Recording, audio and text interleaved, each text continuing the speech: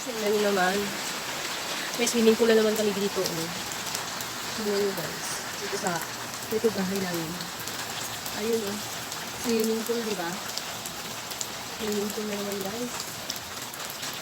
Ito nga lang, nagwalis ako kanina. Nagwalis ako dito kanina. Sobrang kalat dito. Tingnan nyo naman. Yung mga yung mga dito, malunggay. Mga dahon ng malunggay, yung patay. Nakakahulugan, tapos, gusto ko lang naman maglaba ngayong araw guys. Kaya nga ako hindi nagtambay dun sa eskwelahan nila Jerry. Kasi gusto ko maglaba ngayong araw. Gusto ko lang naman kasi maglaba. Kasi tama ko yung mga labahin ko. Hindi ko sila naubos yung weekend. Tsaka si Papa JR ngayon, doon. Nandun naglilinis, nagdadamo siya. Kanina, yung mainit pa. Kaya ngayon umulan.